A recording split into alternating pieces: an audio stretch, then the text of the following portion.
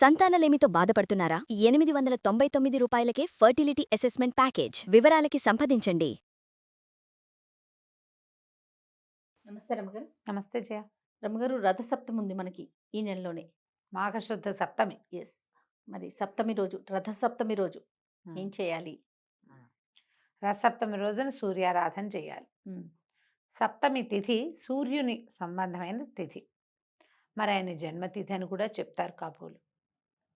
సూర్యుడు ఏమిటి మనకి ఆరాధ్య దైవం, అంతే, ప్రత్యక్ష నారాయణుడు కదా. అవును. అసలు ఈ మాఘమాసమే సూర్యారాధనకి సరిపడా మాసం.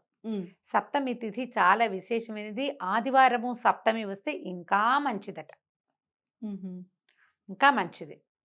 ఈ రోజున రథసప్తమి రోజున తెల్లవారుజామున నక్షత్ర మండలం రథాకారంలో కనపడుతుందట మనకి.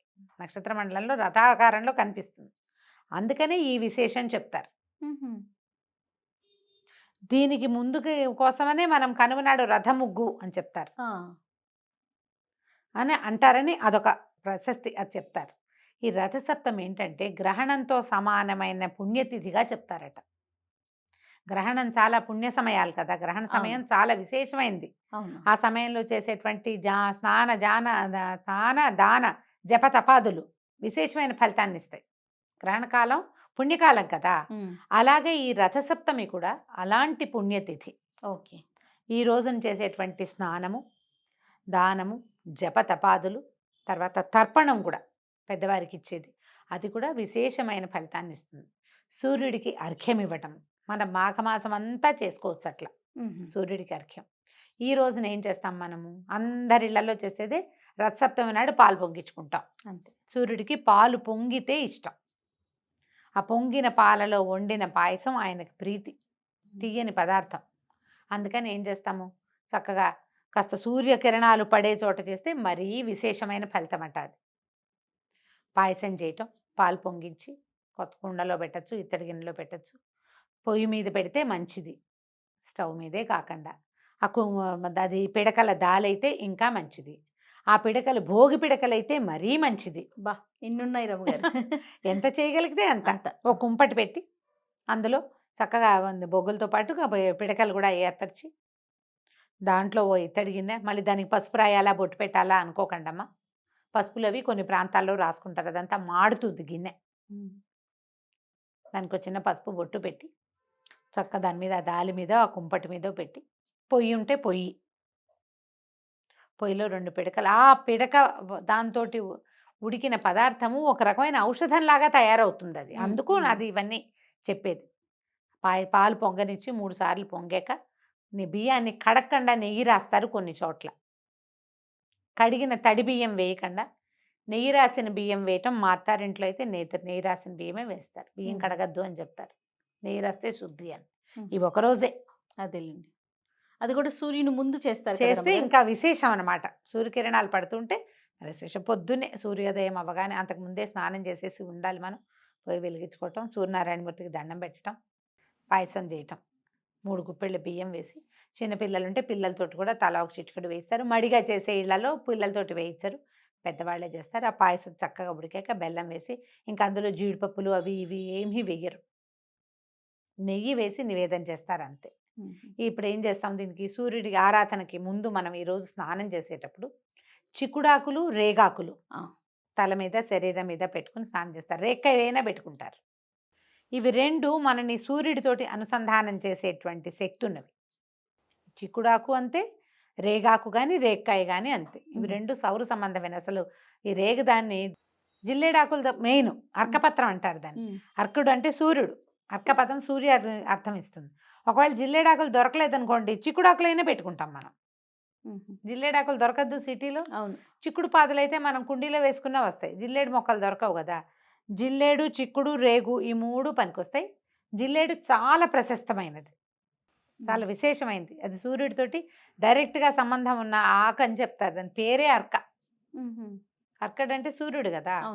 అయితే ఈ 3 ఆకుల్లో ఏ ఆకు లభిస్తే ఆకు ఒంటి మీద పెట్టుకుని స్నానం చేయటం, ఉదయమే సూర్యుడికి అర్ఘ్యం ఇవ్వటం. రాగి పాత్రలో సూర్యుడికి అర్ఘ్యం ఇస్తే విశేషమైన ఫలితం లభిస్తుందట. రాగి పాత్ర నిండా నీళ్ళు పెట్టడం, సూర్యుడికి చూపించి నీళ్ళు వదిలిపెట్టుకోవటం. అప్పుడు ఈ పాలు పొంగించి ఈ పాయసాన్ని నివేదన చేయటం, ప్రత్యక్ష నారాయణుడికి నివేదన చేస్తూ ఆయన్ని మన ఇంట్లో ఒక రథం చేసి దాని మీదకి ఆహ్వానిస్తాం. ఏం చేస్తాము, చిక్కుడుకాయలకి పుల్లలు గుచ్చి రథం 7 కాయలతోటి రథం ఆకారంలో చేసుకుంటాం. చిక్కుడుకాయల రథం. మా ఫ్రెండ్స్ ఎంతమంది ఫోటోలు పెడుతుంటారో నేను చిక్కుడుకాయల రథం చేశాను అని. రథం రాని వాళ్ళు ఏం చేస్తాము, నా 2 కాయలకి అటు 2 పుల్లలు గుచ్చితే ఇట్లా నుంచుంటాయి కదా, ఇట్లాంటివి జోళ్ళు చేసుకుని ఒకదాని మీద ఒకటి పెట్టి ఇట్లా 7 వచ్చేటట్టు పెట్టుకోవటం. సప్తాశ్వరథం ఆరూఢం ప్రచండం కశ్యపాత్మజం అని చెప్తారు. సప్తాశ్వరథం ఆరూఢుడు ఈయన 7 గుర్రాల జోదు.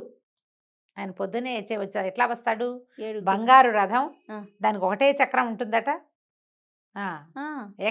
చక్రమే, ఒక చక్రమే ఉంటుందంటారు.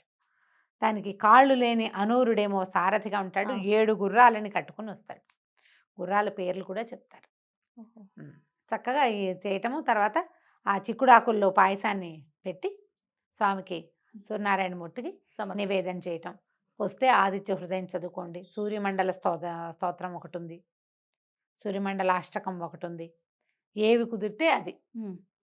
సూర్యారాధనలో ఎన్ని రకాల స్తోత్రాలు ఉన్నాయి మనకి. అదేదో శ్రీ సూర్యనారాయణ అని ఒక పాట కూడా ఉండేది. ఎన్ని రకాల రంగులో ఉంటాయి.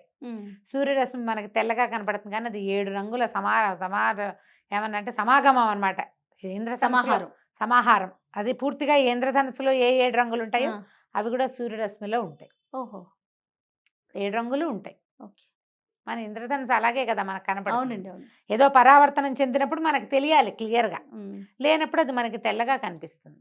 ఈ పొద్దున్నే చేస్తే ఏంటంటే మనం సూర్యుడిని కొంచెం నేరుగా చూడగలుగుతాం.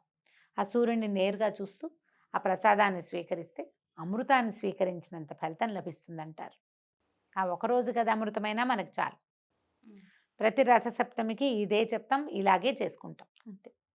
ఈ రథసప్తమికి మీకు ఆదిత్య హృదయం రాదు, రాదు అనుకోండి, ఈ సంవత్సరం అంతా చదివి వచ్చే సంవత్సరానికైనా ఆదిత్య హృదయం నేర్చుకోండి. అప్పటికి ఏడాదంతా నేర్చుకుంటే వచ్చే సంవత్సరం వస్తుంది అంతే.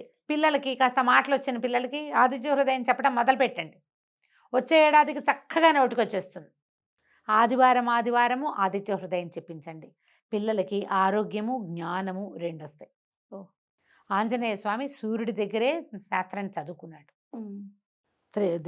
త్రిసంధ్యలు ఆయనతో పాటు తిరుగుతూ చదువుకున్నాడట. ఆంజనేయ స్వామికి అంత జ్ఞానం ఎక్కడి నుంచి వచ్చింది, సూర్యుడి వల్ల. అంతే. పిల్లలు కూడా అట్లాగే జ్ఞానం వస్తుందని చెప్పటము, అది చక్కగా ఆదిత్య హృదయం నేర్పించటం. ఈ సంవత్సరం నాకు ఆరోగ్యం బాగుండలేదు కాబట్టి పాయసం చేద్దాం అనుకున్నాం, మనం చేయలేకపోతున్నాం. చేయలేమా రమ్మగారు? కుదుట పడదంటారా? చూడాలి. ఓకే, చక్కగా ఒక గిన్నె పెట్టి పాయసం చేయండి. అమ్మ పొయ్యి లేదు, పిడకలు లేవు అని అనుకోకండి. ఏది ఉంటే దాంతో చేయండి. మీరు చేయవలసిందల్లా పొద్దున్నే సూర్యుడికి నమస్కారం చేయటం. సాధ్యమైనంత పెందరాళే మీరు మెడసరి లగ్గంలోకి మధ్యాహ్నం అయిపోకుండా నైవేద్యం పెట్టండి. ఆ నైవేద్య ప్రసాదాన్ని చక్కగా అందరితోటి పంచిపెట్టండి. పిల్లలకి ఒక్క సూర్య సంబంధమైన శ్లోకమైన నేర్పించండి. భాస్కర శతకం అవి కూడా కనపడతాయి కానీ అవి ఏవో రకరకాలు ఉంటాయి. ప్రధానంగా మనకి ఆదిత్య హృదయమే చాలా మంచిది, విశేషమైన ఫలితాన్ని ఇస్తుంది. చక్కగా నేర్పించండి, మీరు చదువుకోండి, అలవాటు చేయండి పిల్లలకి. ఇలా రథసప్తమి పర్వదినాన్ని చక్కగా జరుపుకోండి. ఇవాళ చేసిన దానం కూడా మంచి ఫలితం లభిస్తుందట. కాబట్టి అవకాశాన్ని బట్టి దాన ప్రక్రియ కూడా ఏదైనా చేయండి. తప్పకుండా. నమస్తే. నమస్తే.